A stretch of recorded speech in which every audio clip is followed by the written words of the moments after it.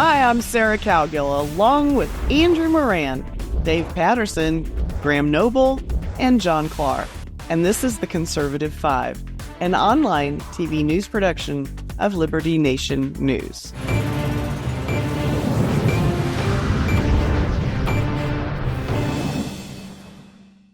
Oh, have we had an election year of revelations. Who knew that Joe Biden was in serious cognitive decline till the press and high roller donors to the Democratic Party let us in on the secret? Well, all Americans that weren't in denial knew, and would have thought that, and who would have thought in such a year as this, that the most unpopular vice president ever would rise to the top of the heap. It was more of a shock. But now the truth in the West Wing is bubbling out of the cauldron and making the Harris camp squirm just a bit. Graham, so the West Wing is saying the quiet part out loud these days? That seems to be the case. Certain, West Wing insiders, or generally White House insiders, apparently are kind of, spilling the beans to the media that all is not well over there at 1600 Pennsylvania Avenue. And I think we should all be quite honest about the root causes, as Kamala Harris would say. And of course, in this case, the root causes are that Joe Biden is probably very bitter, and also the people around him, his allies within the White House and around him in general, are bitter about the fact that he did not himself make the decision to pull out of his re-election campaign. That was forced upon him by the elder statesmen of the Democratic Party, and for them to suggest that it was any other way is just it's silly. We know he was forced out basically, and I'm sure he's bitter about that. But I will tell you another decision that I firmly believe he did not make of his own accord, and that was picking Kamala Harris to be his vice president in the first place. That I believe was also forced on him. And why? Because Kamala Harris is a woman of color, and obviously the identity politics crazed people at the top of the Democratic Party and within the progressive movement decided that she was the only choice. And so I believe Harris was actually kind of foisted on Joe Biden to begin with, and perhaps they never really got along at all. But he's racist. I don't think he'd like that. I don't think he's ever been fully running the show at all from day one anyway. And so he had a vice president that he possibly would not have been his choice. And now she has supplanted him as the 2024 presidential nominee. And I'm sure he's bitter about that. And recent events seem to suggest it. For instance, him scheduling a kind of almost like an off-the-cuff press conference just as Kamala Harris was taking the stage for a campaign event in Michigan. And then there was they were talking hurricane relief maybe about a week ago or something. They were talking emergency management, and Kamala Harris and Joe Biden were both attending that meeting, and Kamala on a couple of occasions attempted to kind of interrupt Joe as he was speaking, and he actually kind of went, hold on a minute, no, I'm speaking now, and so I think the tension is kind of obvious. I mean, this is more than just, I think it's more than just kind of gossip, and especially when you got Axios, because Axios is hardly a bastion of conservative or Republican or MAGA, ideology. And yet for Axios to come out and really kind of like blow this open, that there's all this tension going on between the Kamala Harris camp and the Biden camp. And I think what it is that Kamala Harris, she's attempting to act more presidential, or to give people the idea that she's really the one kind of running things now. And I think Biden probably, and the people around him, resent that very much. I mean, let's face it, the Biden that's just speculation, but it seems like a new job regardless of what happens in November. Biden staffers will be unemployed on January 20th. Well, it's remarkable. To build on what Graham was talking about, I loved it the other day. I found it so comical when a reporter asked Joe Biden, Ron DeSantis said Kamala Harris claimed that Ron DeSantis didn't take her phone call. And then Joe Biden said, Ron DeSantis done a great job, and I always talk to him, and he's been wonderful, and he has my personal phone number. And that was absolutely hilarious. And when he keeps connecting Kamala Harris to his policies, saying how she's been instrumental in devising all these policies that people hate, that's also him just throwing the bus, and that's the real October surprise.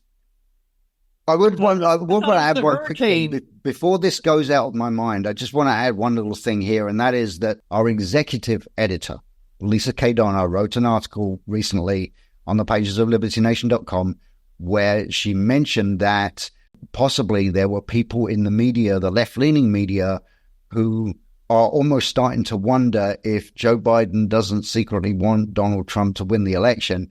And that seems like a bizarre thing. But you know what? It's not so bizarre, because here's the thing. If Donald Trump wins the election, then Joe Biden will always be able to say, I could have won. If it had been me, if I was in there and if I had ran, I would have won. But no, Kamala Harris ran instead, and look at, she lost, and forever he'll be able to take that away and make that claim, whether it's true or not. He will be able to make that claim. So the secret desire may be that Trump wins. I mean, I've got some other theories on that as well, but I don't want to drag on what I'm saying in this segment. No, because Dave's going to talk to you about, you said it, sabotage, or Andrew said it. I don't know which one of you said it, but I kind of wonder if Jill has a hand in any of this. But anyway, Dave, does it look like sabotage, or is he just, suffering a little bit in his mental state of mind? Well, there is the possibility that it's not only sabotage, but dementia and apathy all rolled into one. And, when you consider that President Biden's staff, they write all his talking points, and, they might just be a little peeved at, the chattering elite class has just kicked them off their meal ticket and kicked them to the curb. So the staff may want to get even with particularly the younger sycophantic types, believing that there's always another administration in the future. So if we lose this, not to worry, we'll go down to K Street, get a job, and come back in 4 or 8 years. Biden may not actually, he may not even in his diminished cognitive state realize what's going on. Just reading what's on the teleprompter and sometimes reading the stage directions as well, pause, turn page, is, it's really his only responsibility these days, if you think about it. And then there is an understandable apathetic malaise that is at work, and he's just tired of the fight. Wife Jill is upset to be unloaded from the White House. Son Hunter has confessed as guilty to crimes, and he's going to have to deal with the age-old problem, to pardon or not to pardon. It's a heavy burden. And on top of everything, George Clooney doesn't return his calls. Yeah. This is a disappointing time for the president. I'm pretty confident. Well, I understand that, but why now, John Clark? Why now? Because it's, he could have started this in July and created all sorts of problems, but he didn't. Now he's just doing it now. Why now? Well, I won't disappoint you that I have some insights to offer. In fact, I'm chopping it a bit because of the things raised. And you've all hit on some important points. Back to the horse things. Good grief. Okay. Well, back to my dentist visit this morning. The Novocaine is wearing off, so I'm getting active. But to tie some things together, some important points have been made by all here. The term legacy has been discussed. So I don't want to be too mirthful as the Trotskyites and the Leninites start to trash each other. And Lisa's article was great and didn't go into the Pelosi, Obama divisions. Maybe the first signs of something wrong, smelling wrong in this administrative Denmark was when Joe Biden put on a Donald Trump hat and at an event. And that just seemed so bizarre at the time, and we might have written it off as some sort of cognitive lapse, but it looks increasingly like. Didn't he also sign the hat? He signed the Donald Trump until hat. he kept it too. So I don't know, but that's regardless. We see a video, unless it's AI created by Musk, that he actually did that, and that just doesn't seem like a really good move. And here's where we're going. It's a legacy thing. Some may recall the Hur report, and if you read the Hur report, this is about Joe Biden having documents at home that he shouldn't have. He was determined to keep those documents because he was writing about his legacy. He absolutely believes that he has this tremendous legacy, whatever that is, and now it's being trampled. And as Kamala Harris says, oh, yeah, I'm not really part of that. And she's changing all of the messaging from what she's been part of. I think he takes that as a personal attack on his legacy of sorts. And so there are rumblings here, and the whole thing is so bizarre. It is kind of fascinating. I don't want to sound callous here, but I mean, really, if you look kind of do.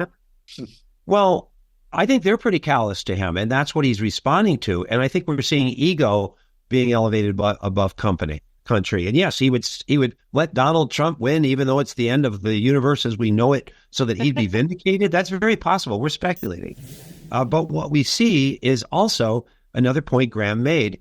Axios is covering this, kind of like the decline of the president. How far does the truth have to go before even the mainstream media can't gaslight or ignore it anymore? These divisions, I think, have been under the surface for a long time. And it's very relevant for the election because it's about not just personalities, but to the extent it is, it's about messaging. And Kamala Harris has been very much flip-flopping frantically to try to distance herself from the failures of the administration that is now taking every opportunity to step out in front of the microphone and say, oh, yeah, she was there in every room, every meeting, Afghanistan, the border, everything. She was border czar, by the way. So the effort to completely rewrite history is very difficult when the left hand and the right hand are clapping like this, including, like Andrew pointed out, in Florida.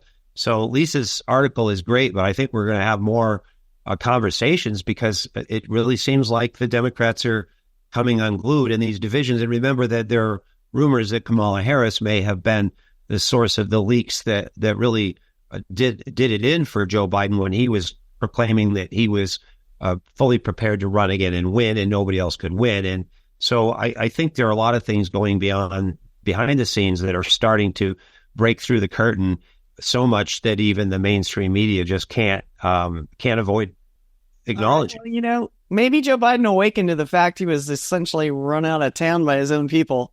That'd make me mad. Why not take a moment here and there to stick pins in the Aristotle on my desk? Politics is a mean game for sure. Thanks, panel.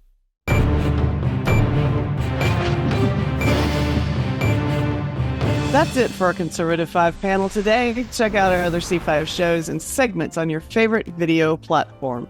YouTube, Vimeo, Rumble.